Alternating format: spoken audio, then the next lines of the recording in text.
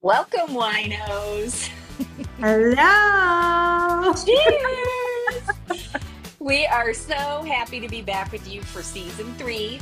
And we apologize for getting the season started so late this year, but we promise to make it up to you. In this episode, we're going to be doing a preview of some of the hot topics facing HR and organizations right now. We'll delve into many of these issues more deeply in future episodes, but we thought we'd start with a bit of a lighter episode for our first one of the season. Now, you know the drill. Before we get into the WHINE of the episode, we have to get to the WINE of the episode. So, Trish, I see that you are someplace special. Why don't you tell us a little bit about where you are and what you're drinking? And who you're with. Yes, exactly. I have a friend I want to introduce. You want to join me? Absolutely. So this is my new friend, Susie. Hello, everybody. Yeah, How are you? So Susie's going to tell you where I am and what I'm drinking. Yeah. Yes. So welcome. Hi, everybody. Great to meet you.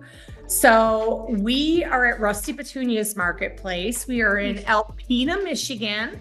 And of course yes, gotta get the And of course, she came in on our Wine Wednesday. So we do it every Wednesday. It's perfect. We pick a certain wine. Then you get $1 off your glass. You get 10% off the bottle.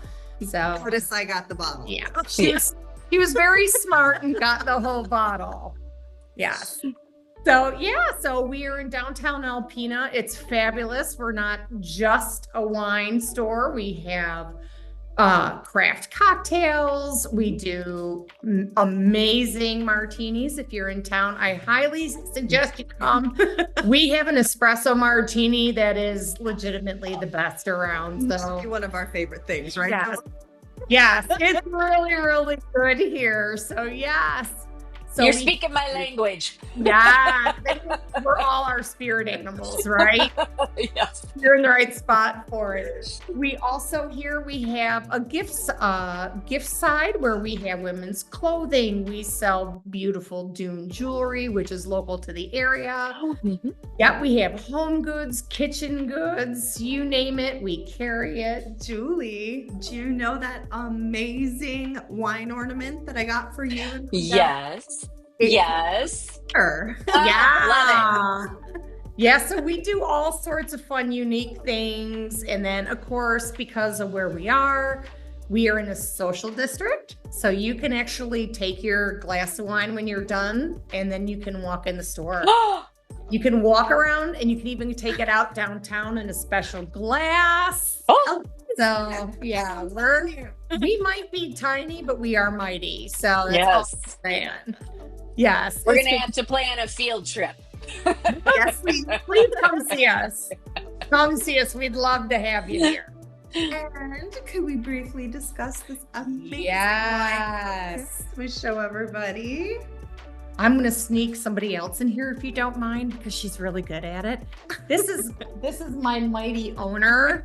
She's going to be really angry at me, but I'm going to get her in anyway. Well, because she knows the wine much better than I do. I drink it because it's delicious. I'm not picky.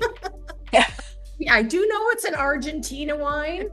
She just came in from Paris. Yes. We should all be so lucky, right? Right? In here, I thought I was just going to listen in. Yeah. And never. Well, this is actually La Madrid, and it is an Argentinian wine. It's a Malbec. It is a beautiful, well-rounded wine.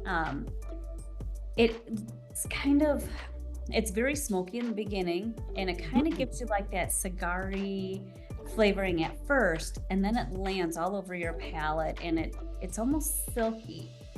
It's silky and fruity at the same time, Yep. or jammy. I don't know It's definitely jammy. Yes. It's almost like a blackberry currant. Yes. Yes. Yeah, it's so good, Jules. This is It's yummy. very yummy. You definitely need the bottle. That's all I'm going to say. Sounds like it. for hosting us today. And thank you so very much. If you guys decide that you have a question, please, I'll give you all the information as promised before, and you can reach out to us and let us know. Fantastic. Thank you. All right. Thank you guys again. Thank you. Yes. Thank Yay, you. Alpina. Woohoo! Yay. So yummy. I'm so excited to be here. I wish I could show you all the rest of this place. It is gorgeous. And there are already people everywhere enjoying wine. So anyway, Julie, what about you? So I am drinking a Spanish wine from a wine shop that I was recently at called Vino Type, which I'm hoping to do an episode from at some point this season. But one of their sommeliers gave me several wines to try after we talked a lot about the types of wines I like. So this is a white wine from Spain, and I had to look up how to pronounce it because if you can see, it's spelled, I almost thought it was Greek at first because there's a lot of X's and Yeah. interesting. And so it's Chomin. Chomin Achanis. I don't know if I'm saying that part right. And the wine itself is called Chocoli, but it's Txakoli. But it's really nice. It's sort of effervescent, which is interesting, but it's not bubbly, but it's effervescent, and it's got hints of lemon and sour apple and right up my alley. So, and then it's got like this mineral finish at the end. So it's really, really quite nice, especially it is a rare sunny 70-degree day here in Cleveland. So That's it nice. feels like spring. It tastes like spring. That sounds amazing. Well, it is not 70 degrees here, thus the scarf and the red wine. Yeah, you're up north. Yes, a little bit. Yep. So before we actually get into our WHINE, Jules, I'm guessing our listeners are wondering where the heck we've been since last season. Do you want to go ahead and share anything that you're comfortable sharing? Sure. Well, I'm pretty much an open book. So Yeah, I've posted a fair. little bit about this on LinkedIn, but I had a major surgery in January. I ran into some complications, spent most of February in and out of the hospital, and it prolonged my recovery, which was already kind of an extended recovery. So it just wasn't in the cards to be able to do this. But one of the things we want all of our listeners to know is that Trish and I missed it so much. And we called each other one day and we were just like, oh my God, we got to get back on it because we miss doing it. We love sharing all of our knowledge with you and wine and we just really, really love it and we missed it. So we're very, very happy to be back. But what about you, Trish? Any updates you want to share? Let's see. I was very happy for the break. I also was dealing with some family complications from a surgery. So it was nice to have the break, but boy, did I miss you all so much. I'm really excited to be back. I had a wonderful vacation, got to do the trip of a lifetime with my husband. We went to Europe for almost 3 weeks. So lots of wonderful new wines that we got to try over there. I'm excited to maybe even feature a couple of those in upcoming episodes. Fun, fun, fun. Yeah. And so to our followers and our listeners, you may notice things are a little different. We're doing video podcasts now, but obviously you can just listen if you want. But we figured since we're often talking about wine and talking about the labels, that it made more sense. Plus, we have funny facial expressions because we just do. Uh, and also, we are self-producing with our wonderful, wonderful, she does everything project coordinator, Brenna. Woohoo, So Brenna! yes, cheers to Brenna. We couldn't live without Sanja. her. And so she's doing all the editing and everything. So things again might look a little bit different. We may have to test things out and sort of change things up as we move along. So we ask you for a little bit of patience with that as we work through this new landscape that we're all figuring out. But we're really excited about it. And I know we just recently mentioned we're going to have a Patreon account where we're hoping to have a lot more interaction with you, all of our listeners, and even some different levels where you can get access to different things and merchandise and all sorts of cool stuff. So we're just lots to come, and we're really excited about it. So give us some grace as we are trying to figure out all of this new, not new technology, but new to us as we're working through it. And if you have suggestions, if you have comments, please, you do have the new email address. For those of you who haven't figured it out yet, it is wine, WHINE, at monarchendeavorsllc.com. So you can send us requests, you can send us show ideas, and we would be just really excited to hear from you. Okay, so now let's get into our WHINE of the day. As I mentioned, we're going to be talking about the biggest trends, issues, challenges facing employers this year, or anticipated to be facing employers this year. We could probably spend an entire episode on each one of these, and we may in the future.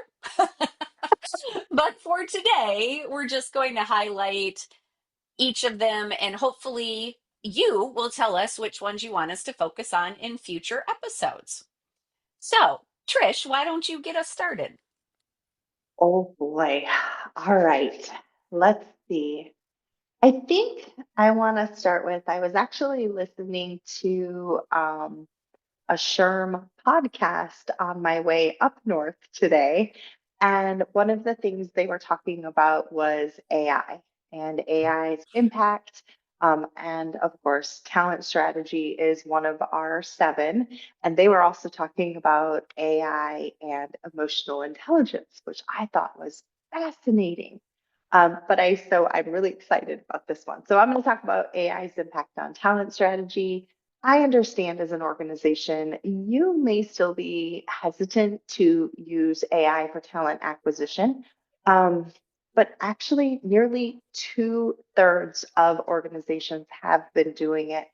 And the truth is, even if you think, oh, I would never do that, or I'm afraid to do it, you've probably been doing it already. Because if you think about it, if you've been using something like, say, Indeed, and on Indeed, you say, okay, we want this many years of experience. We want this kind of, let's see, degree. We want this skill. We want that skill. Well, you are effectively using AI to comb through those resumes and present what AI thinks are the best candidates for you. So it's just kind of a reminder that don't be afraid of it. AI can actually be very, very helpful in, yes, going through those resumes, but also helping you to communicate with applicants. Because one of the biggest complaints of applicants is, well, they ghosted me, or I didn't hear from them, or, oh, I'm sorry, you took so long, I took a different position. So using AI to interact with and engage with these applicants, or once you've even chosen a candidate, to give them more information on your business is really an amazing, amazing tool. It allows you to have this kind of connection without having to spend a ton of your time doing it. So it can be really awesome. It can also help you, of course, with candidate searches and the interview process itself. It can also help when it comes to diversity in the talent pool. But this is one of those that I want to really talk to you guys about, because you also have to be very careful with AI. You can limit the wonderful results that you get if you're not careful about what terms you pick. So I can say to you, yes, you can use this to expand your talent pool, but it can also have a counter effect if you're not really thinking about the words and phrases that you've chosen. So just kind of a little reminder there. Jules, you want to take another one or comment on that one? Well, no, I think you bring up really good points. And I think your last one about how you have to be really intentional about the uh, cues that you give AI is really important in any way, shape, or form that you are using AI. So that's sort Yeah. of across the board, but particularly in talent acquisition. So to piggyback off talent acquisition, I'm going to talk about one of the trends, which is skills over degrees. And we have talked about this on past episodes for sure about how you can miss really good candidates if you're so focused on their education or their work experience that you may be missing those people that have transferable skills. So this is becoming a focus for a lot of companies. And by the way, all of these are coming from an article, which of course we'll link to in the show notes, called from SHRM, called Seven Trends That Will Shape HR in 2025. And they quote a lot of studies within that article, and we'll put links to all of those in the show notes as well. So, so again, employers are starting to focus more on what skills employees have versus what degrees or what their educational background or work history might be. Because they're acknowledging that oftentimes the worker's skills and capabilities matter more than their particular educational background or work history. This also widens the talent pool because you are broadening your search. So, an interesting stat for you. Yes, I'm dropping a stat, but we're probably going to Woohoo! be doing, both of us will be doing that in this episode. But in 2024, 81% of employers practice skills based hiring, which is up from 73% in 2023 and just 56% in 2022. So, this has been a huge trend in the last couple of years. And again, we will link to the study where those stats come from. It was this shift was brought on in part by labor shortages post COVID, as well as the rise of AI. And I really liked this quote from Jim Link, who is the SHRM CHRO. And he said, "We used to think about business sustainability in terms of things. Going forward, we're going to think that way about people. Do we have the right people with the right skills and enough workforce numbers for today and tomorrow?" I love that. Right? Yeah, yeah, it's Oh a my great way to goodness. think about it. So, Yeah. so I really like that, and I'm a big fan of this. I think I shared before that my husband's recently changed jobs, and a big part of that was because he had an employer who was willing to look at his skills because his background was not in the industry, but they looked at his skills and thought, oh, yeah, these are all transferable, and it's been going great. So you really can find great people that way. I think transferable skills is definitely kind of the it word right now too, especially as we are continuing in this labor shortage, which is going to get worse. Let's be honest. Hmm. What I was listening to today was that there's even this shift away from, not that we're not going to be recruiting brand new people. We're all, of course, going to continue to do that. The real shift is going to be focusing on the employees you already have, Hmm. looking at the skills that they have, further developing those skills and seeing where they can transfer within your Hmm. organization to give their best value. So I Yeah. love how all of these things are going together. Speaking of Yes. which, should I switch to people analytics? Sure. People, what? I love that. So yes, as you guys know, I am the stats girl. I really do love looking at data. Um, but I also know that data can be fallible. So don't worry. We're definitely recognizing that.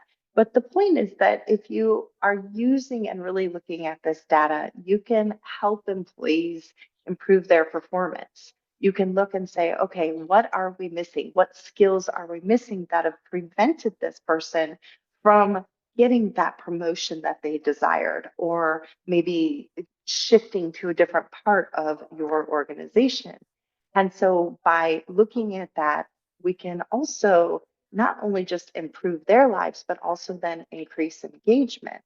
And that is one of the big things that we in HR, we're always looking for ways to increase engagement And one of the big ones then is by looking at some of these skills, recognizing what they're missing and saying, we care about you, we want to be there for you, and this is what we're going to do to help you get there. Not only that, but by using these tools, these analytical tools, it helps us as an organization better predict where not just our workforce is heading, but where we as a nation, as a world are heading, and being able to stay abreast of those changes a little bit easier. Now, one of the great examples that they give is this idea of engagement surveys. And I do love engagement surveys. I'm a huge fan of them. But I will also say that we have to be cognizant of the fact that the data can only do so much. And the data, by the time you receive it, you analyze it, and get ready to move on it, maybe 4 months old, right? So we also need to make sure that we're saying, okay, not just what can we do for the future, but what can we do right now that lets our employees know that we really are there to identify these gaps that might be hindering not only their progress, but our progress as a company, because we want to make sure that we're giving everyone and also the company an opportunity to learn and get better. So dropping a stat, because you know I love to drop them, 82% of HR professionals use people analytics to assess employee retention and turnover. 71% use it for recruiting, interviewing, and hiring. Um, Not really a big surprise there because those are the ones that are super easy to measure. But don't forget that you can also use these, again, as we said, for growth. You can use it for individual growth, workplace planning, staffing, and then also, of course, making sure that you are recognizing those employees who have been successful and give them that thumbs up. Don't forget that it's not just about that growth, but it's also about reward of that growth. Well, yeah, so piggybacking off of that and also the AI stuff we've already talked about, there is an increased need for training that is driven by AI and advances in technology. And that is because we are able to do so much more quickly with AI and technology that oftentimes your new employees need orientation or need more training even before they finished their orientation, just to keep up to speed with how quickly everything is changing. And that can seem scary, or it could seem like it's too much too fast. But the interesting thing is that there are a lot of benefits to advances in technology and AI, and we've talked about some of these, but it can help companies become more efficient, productive, and competitive. And it can also help you identify those employees who are adaptive, willing to learn, and could be really good future leaders. So it sort of goes back to that skills based hiring that we were talking about, or finding those people internally. You're looking for people who can easily adapt to new advances in technology, AI, or just processes and procedures, and so this can help you identify those people. And another interesting stat, employees want to update their skills. So according to a 2024 Price Waterhouse survey, almost half of employees say that having opportunities to learn new skills is a key consideration when deciding whether to change employers. So we have a ways to go. Only about 29% of organizations have actually taken proactive measures to train and upskill their employees who work alongside AI, but it's an untapped opportunity for a lot of us. And there are a lot of ways that, if you look at it, where I have found it to be most useful is if you are looking at a department, say, look at the things that take up the most time for people. Oftentimes, those are administrative tasks that don't take a lot of brain power, they just take a lot of time. And if you can use AI to speed those things up or automate some of those processes, then your team can focus on the stuff that's more important. So that's the way that I look at it, is what are those like time suckers that we might be able to get rid of that could really free up people's time and lessen their stress. That's amazing. I love that. Hmm. All right, for this next one, Yeah, we need a little bit. There's a couple bad ones in here, so we gotta refill. top off a little bit. Now, I noticed that my mom just got here, so I am going to have to save some for her, but I Yes. think this should help get me through. Ruthie may have to make an appearance because I'm sure our listeners are dying to meet your mother. Oh my gosh, she is the most amazing woman. I know they would love her if they haven't met her already. Yeah, we'll bring her in at the end though, where this episode will be 4 hours long. No offense, True. Ruthie. Fair point, though. She's very well recognizing that, I'm sure.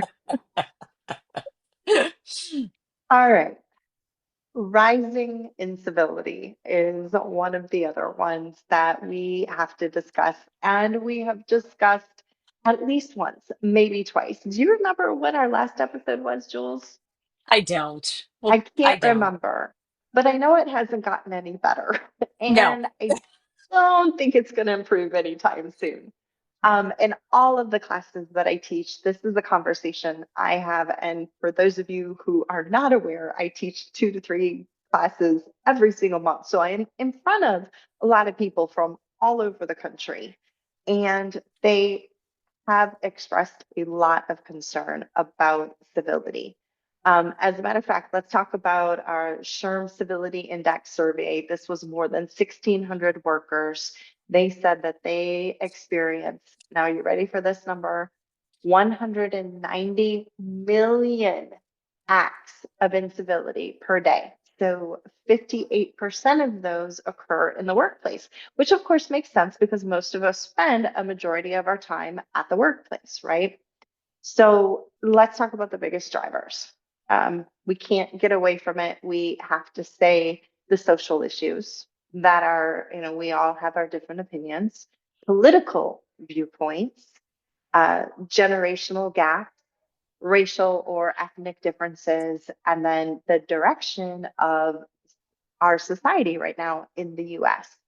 Um, and the truth is that whether you agree or disagree with me, we ought to be able to do this in a respectful manner.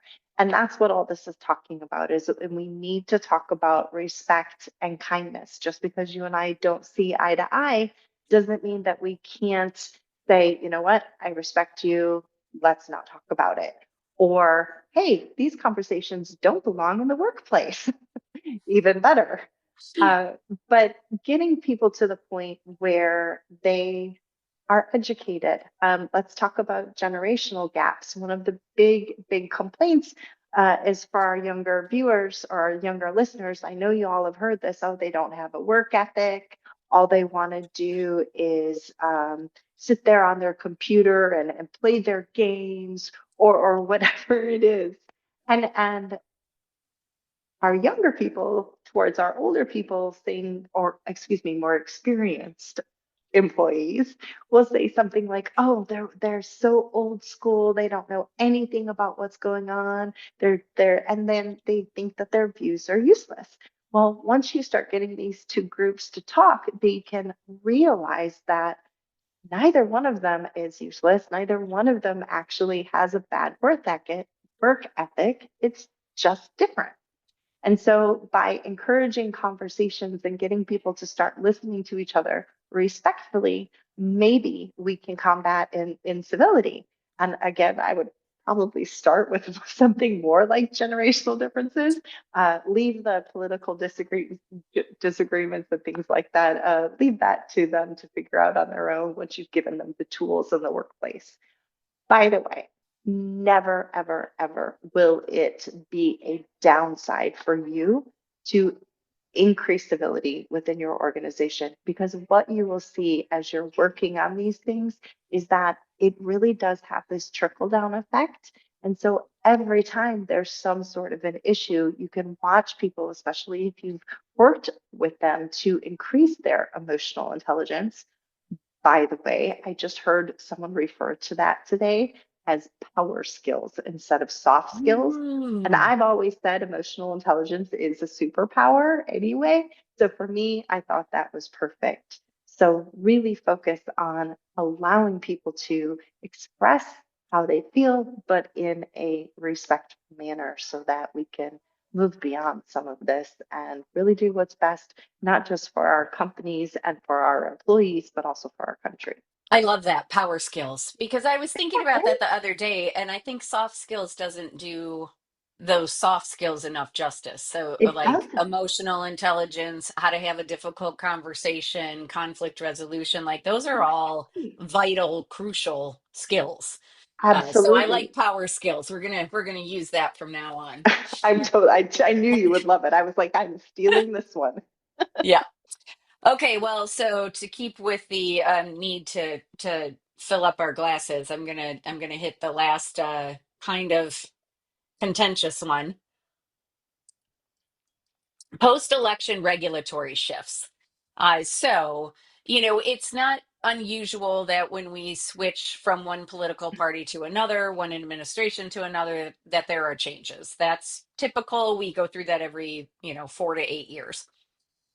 This particular administration has been making some drastic changes, which I think are making it very challenging for employers to figure out what exactly it is that they're supposed to do. So, let me give you a couple examples. So there could be intensified workplace enforcement and immigration raids. And so for those people who have a lot of immigrants as workers, that is terrifying for those workers, of course, and also puts that business into a state of uncertainty because they're not sure they're going to be able to rely on those workers, if any of them are deported or taken away in some other way. And Um, we should specify, Jules, that those people are in the country yep, legally. They legally, are yes, yes, authorized to work, and they yep, do make up a vast majority of our labor workforce. yes, So yes, really wanted to make yes, sure we got that out there. yes, yes. I think another area that's getting really confusing is the current administration's position on diversity, equity, and inclusion programs and affirmative action programs. Because they revoked Executive Order 11246, which was put in place by Lyndon Johnson, and that was part of what had some of the requirements under the OFCCP and VEVRA, where if you're getting federal money or you're a federal contractor, you have these goals of trying to employ at least a certain percentage. I think it's 7% for veterans and 5% for people with disabilities. Might have that backwards, but whatever. You have these goals, and sometimes you also have goals for minorities and females. And for state programs, a lot of those programs are still in place. But now this revocation of Executive Order 11246 has made those in effect unlawful. And from a federal standpoint, because the revocation of that order specifically says if you're getting federal money or you're a federal contractor, then you can't have DEI programs and you can't have these other sorts of programs in place, but there are still state programs that say you have to meet these requirements. So it puts employers in a really awkward position because oftentimes you're getting both federal and state money. Right. So and I don't have an answer for this because it is very unclear to me how an employer wins in that situation. Like if they get hauled before the court, I don't know if it's going to be a justification to say, well, the state requires us to do this and we're getting state Right. money, or if it's a legitimate defense to say, well, the federal government said we can't do this. So a lot of stuff is in flux and it's very confusing. And then we have the tariffs, which are, affecting supply and demand, and also putting some businesses in danger of going out of business. So we've got all of these things happening that are just causing a lot of uncertainty. And again, we could spend an entire episode on that. We can talk about it more if you guys want, or if you're like, no politics, this isn't necessarily politics, it's just the fallout from politics. But, if you want us to talk more about it, we're happy to. If you don't and you tell us no, that's fine too. Um, but I think that this is an area that is going to be a constant topic for employers, just trying to figure out what it is they're allowed to do and not allowed to do. Jules, maybe we could just see if everybody likes the idea of maybe doing like a brief and every other episode, once a month or whatever it is. We can just do like, hey, here's what's going on. Here's how it may impact you. Make sure you reach out to your legal team. Yeah. Just because it is hard to keep up with all of the changes that are going on. Yeah. We wanted to end with a sort of fun little thing where we're going to pick, Trisha and I will pick one of the topics that we've talked about and do a glass half empty, glass half full version Love of this. that particular topic. So, Trish, you got one in mind? You know I do. All right, so I'm going to go back to our AI impact on talent strategy. So I've got two that are maybe half empty and then one half full. The first half empty is this. So there was this Berkeley Institute, and you guys probably have heard of them. They have this study of equity, and they looked at 88 different AIs, I guess is how you say it. And what they reported was this, and this is scary. 44% have a gender bias. The AI Ooh. itself, 25% have a racial bias. So when we are talking about like AI and how beneficial it can be, and Julie and I both separately warned you, like you need to make sure you understand the words that you're choosing, what you're putting into your searches. Please understand that AI itself may already have that bias, and then by the words that you choose or the way you choose to word even your job descriptions, you could be further biasing the AI. Then, if you choose a particular type of candidate over another, the AI learns from that and says, aha, I was right. They actually do prefer this type of person. So that would be my first downside. It also could be scary for us as HR professionals because we're like human resources. We start worrying about our jobs and whether or not AI will take it over. And the truth is no. AI is only as good as the people who use it. We have to be a part of it at every single step. So a couple of things to think about is that if you have AI doing some of these more mundane tasks or these tasks where you don't need to necessarily be involved in every step, then that would actually help you focus on some of those tasks that could be more of an impact on the business itself. So it can actually create value in what you do because it's going to free up some time and really allow you to be more productive and really focusing on those things that your C-suite or whomever has deemed very, very important. So it's kind of a downside and an upside altogether. Which is the entire point of this exercise, because you can look at it both ways, right? Exactly.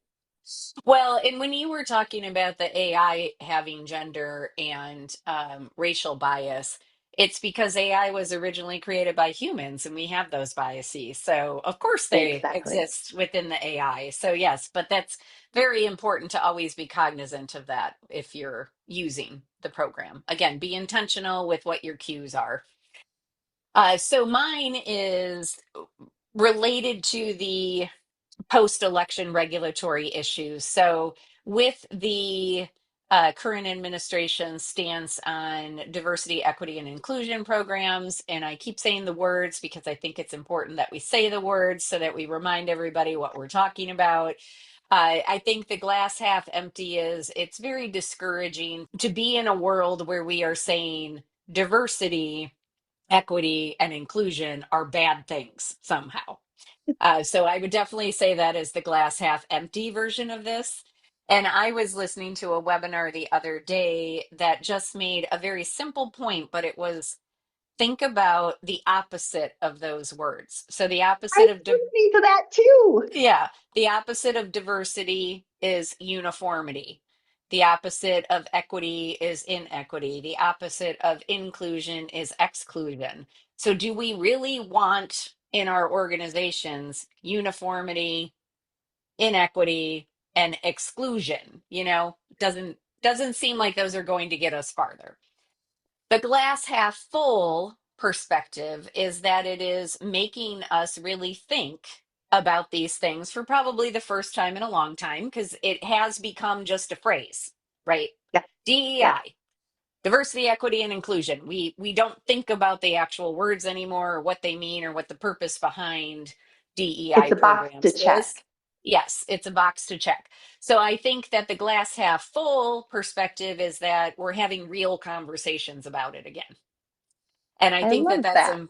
yeah, I think that that's really important because I think that eventually will get us to a better place where, because we have had episodes where we've talked about DEI programs and how it generally is a check the box and how we don't teach people how to have real conversations about these sorts of topics. We just teach them how to identify you know, Right.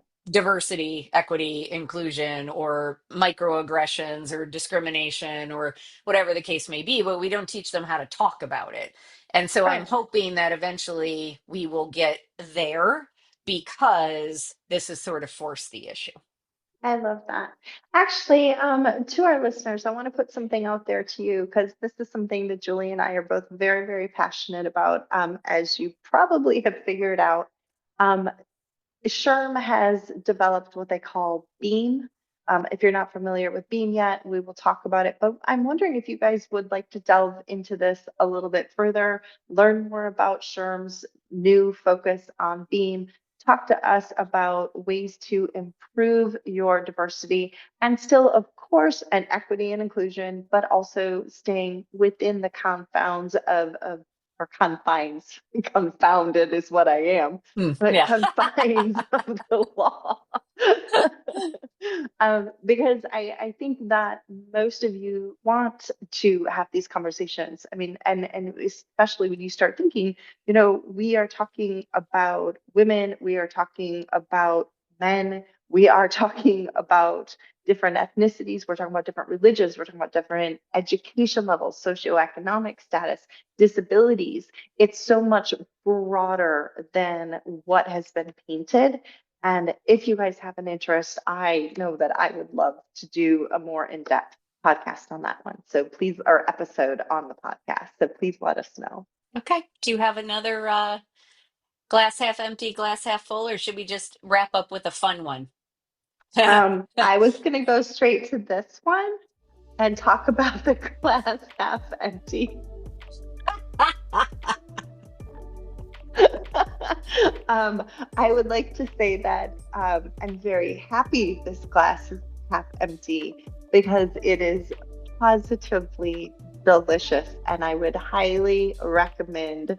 Again, I'll show it for our listeners.